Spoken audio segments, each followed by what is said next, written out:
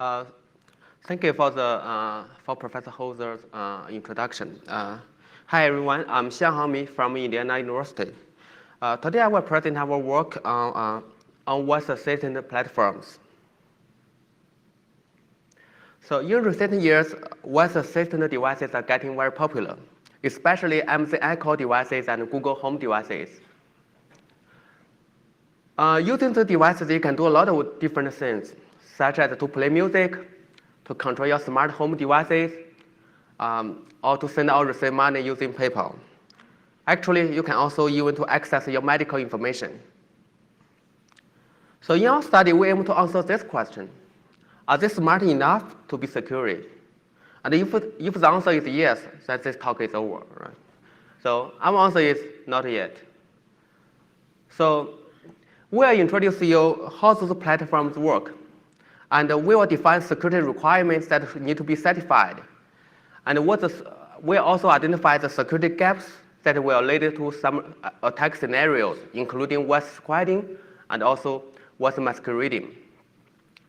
We will then discuss the potential consequences of those attacks and also evaluate how feasible are those attacks. Lastly, we will present you our different solutions, including the scale response checker and the user intention classifier. So how it works? From a high level, it works like a network rider. It captures users' voice command, decides the specific scale to handle. Once the response is available from the scale, it will be delivered reversely to the users.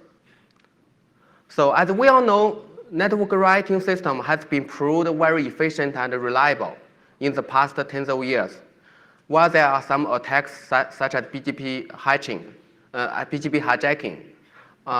mostly it's very reliable. So if you consider voice assistant platform as a black box, it actually works in a similar manner. It captures the user's voice command and forward it to the specific scale to handle. So basically, their job is to release the source payload to the correct destination. So how can they achieve this goal? Usually, first, the destination should have its address, and the address should be unique. Also, the traffic should include the destination address as part of the payload. Also, the routing system should be able to accurately retrieve the destination address from the traffic. And if there are some conflicts, there should be some strategy to resolve it. So is this the case for the voice assistant platforms? Firstly, each scale actually will need to register an invocation name, which can be regarded as an address or identifier. However, Alex actually allows scales to have same invocation names. While this is not allowed on Google's platform, scales can still have invocation names that share similar or even the same pronunciation, which will result in the same problem. Also, human users are not machines. They prefer to use diverse and natural language style to invoke scales. Whether their invocation manner can include the invocation name accurately, it deserves further investigation. Also, as we studied, AI systems were used to retrieve the invocation name from users' voice command. Specifically, the voice command will be converted from speech to text. Then NLP techniques will be used to retrieve the invocation name.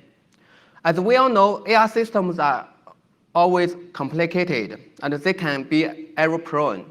So this also deserves further study to understand how well they can recognize the user's voice command very well. Lastly, we found that the longest prefix matching is also enforced in voice assistant platforms. But the context is different from the network routing. Also, the address format is different. So this strategy actually causes some extra problems. In our study, we have identified two attack scenarios. One is voice squatting, and we found that the platforms may fail to understand the user's intention and therefore invoke the wrong scales for users. The other is word masquerading. And because scale switching and termination is not well supported, the attacker can actually masquerade itself as other scales or even the system. So what's the consequences of those attacks? For web squatting, the number one is the compromise of users' data and device. Depending on different scale, the data or device can be different. It can be the bank account balance or your historical transfer records. It can also be the access to your home device. Also, the attacker may be able to propagate fake or controversial information, still depending on different scale, such as some fake news or some wrong medical results. Besides, the attacker can actually direct users to some traditional but powerful phishing channels because they can send the user a notification cards where they can include some website and a customer service phone number and ask users to visit those website and phone number. Therefore, they will direct users to some traditional phishing channels. Besides, because the users don't know they are communicating with the wrong scales, they may have a very bad experience. And they will go ahead to give very bad review for the victim scale, which will definitely hurt the reputation of the victim scale. So what's the consequences of what's masquerading? It will allow the attackers to masquerade itself as other scales. The consequences should be the same as word squatting.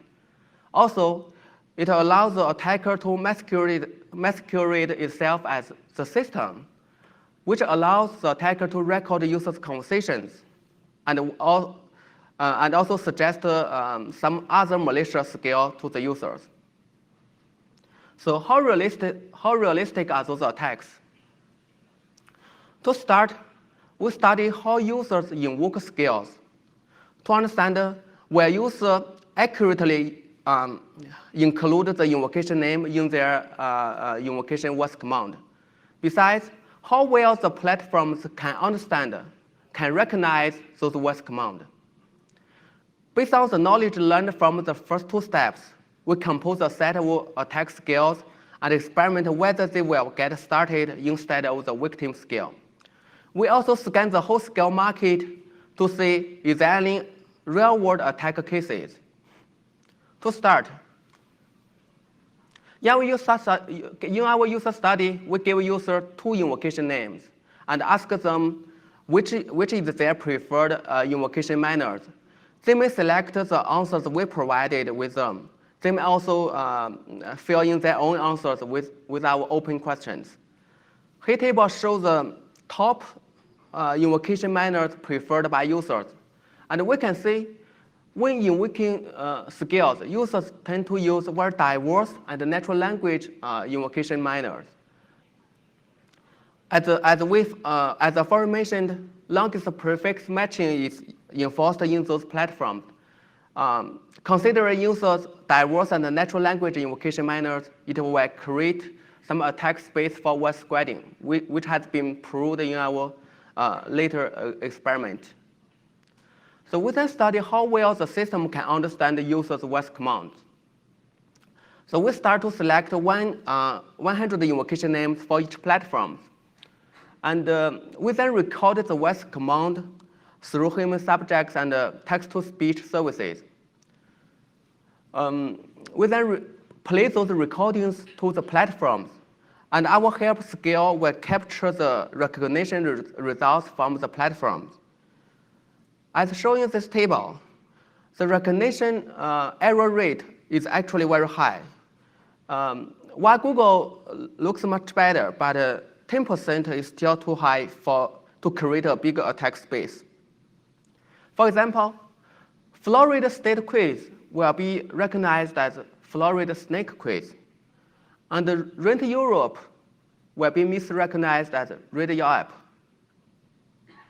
So based on the knowledge learned from the last two steps, we compose attack scales experiment whether our attack scale will get invoked instead of the victim scale. So we compose scale from two channels. One is based on knowledge learned from the user study. We add some prefix or suffixes to the invocation name. The other channel is through similar pronunciation as learned from the previous previous evaluation. We actually compose some scales, compose some invocation names that has similar pronunciation as the victim scale. One thing to note, we didn't publish our attack scale to the market. So in our experiment, common users will not be affected. Here shows the results. So table shows how many attack scales get invoked instead of the victim scale. Why it's different from platforms, but basically our attack scales are very likely to get invoked instead of the victim scale, especially on the Alexa platform. So the next step is to identify real-world attack cases. So the general goal is to identify scales with computing invocation names. We define computing invocation name as names that either have similar pronunciation or leverage the longest prefix matching strategy. So we first collect available scales from both markets. Because for some technical difficulties, we didn't identify a lot of scales from Google market. So we focus on our study on the Alexa market. We then came up with a workflow to generate computing invocation names through which we can identify computing scales on the market. Here shows the workflow to generate those computing invocation names. For time limit, I will not go into details. Basically, as you can see, we first apply text paraphrasing for the given invocation name, and we then convert the text voice command into its pronunciation format. We then compare the pronunciation similarity, which allow us to generate the computing invocation names. Here shows the results. More than 19% scales are computing with each other because they have same pronunciation. If we lower the bar to some level, such as similar pronunciation, the percent will be even higher. Also, 2.7% of scales have same pronunciations but different spelling in their text form. And another 1.8% scales actually leveraged the longest prefix matching to compete with some victim scales. Here shows some examples. Dog fact is an invocation name of a very popular scale. And here is actually another scale named mere dog fact. It actually competed with the dog fact scale. Also, there are other scales they registered invocation name that are not relevant to their scale content or scale function, but simply to compete with some very popular scale, such as scuba diving and soccer jig. Their function is not relevant to space jig, but they register space jig as an invocation name. But space jig is also the invocation name of a very popular scale. So our previous workflow to generate a computing invocation name can help us to mitigate the voice quieting attack. So here, in the defense part, we focus on mitigate the voice masquerading attack. Our defense includes two parts. One is user intention classifier. It will decide whether the user aims to conduct a context switching or simply want to continue the current interaction.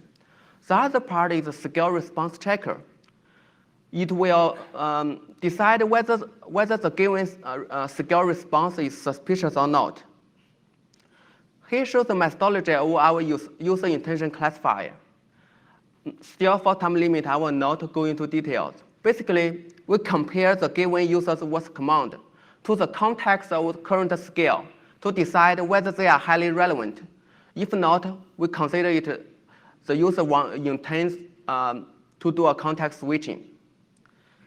Our scale response checker adopted a blacklist manner. And for each scale response, we will compare it to the items in the blacklist. If a high similarity is achieved, we flagged this scale response as suspicious. So to summarize, two attack scenarios were identified in our research: was squatting and was masquerading. Also, both attacks were found to be very practical and also dangerous, can causing a lot of different consequences.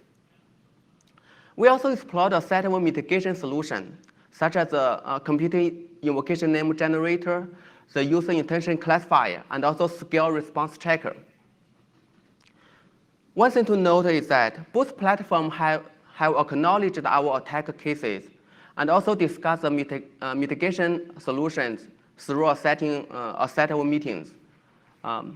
Thank you. That's all.